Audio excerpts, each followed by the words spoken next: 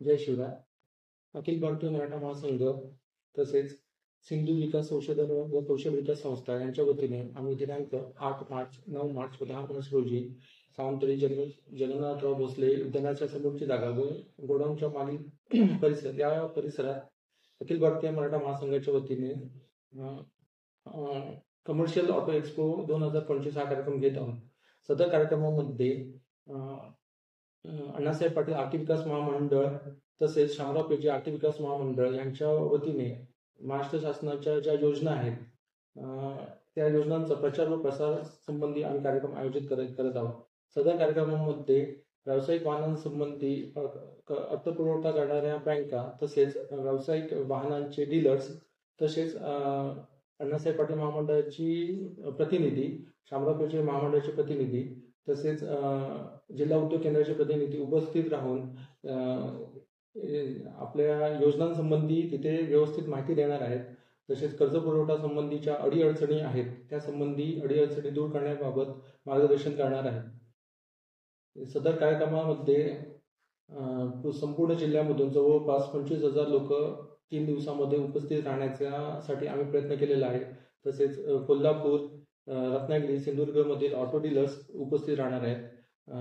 आपल्या ज्या बँका आहेत कर्ज पुरवठा करणाऱ्या त्यांचे प्रतिनिधी उपस्थित राहून कर्जपुरवठ्यासंबंधी मार्गदर्शन तसेच कागदपत्रांची पूर्तता करण्याबाबत मार्गदर्शन करणार आहे. कार्यक्रम किती तारखेपासून केला? सदर कार्यक्रम हा दिनांक 8 मार्च, 9 मार्च व 10 मार्च रोजी सकाळी 10 ते संध्याकाळी 10 पर्यंत आम्ही आयोजित केलेला आहे. अखिल भारतीय मराठा महासंघ सिंधुदुर्ग जिल्हा आयोजित आणि सिंधू कौशल्य विकास कुडाळ यांच्या संयुक्त विद्यमाने तसेच सावंतवाडी अखिल भारतीय मराठा महासंघ आयोजित हा 8, 9 आणि 10 मार्चला सावंतवाडी येथे जगन्नाथराव भोसले शिव उद्यान समोर ऑटो एक्सपो हा मेळावा आयोजित केलेला आहे.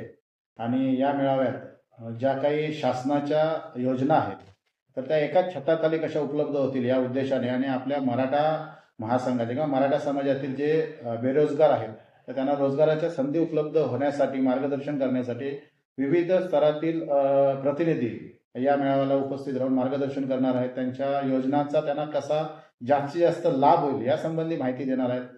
सगळ्या ज्या बँका आहेत म्हणजे ज्या नॅशनलाइज बँका आहेत त्या बँका येणार आहेत.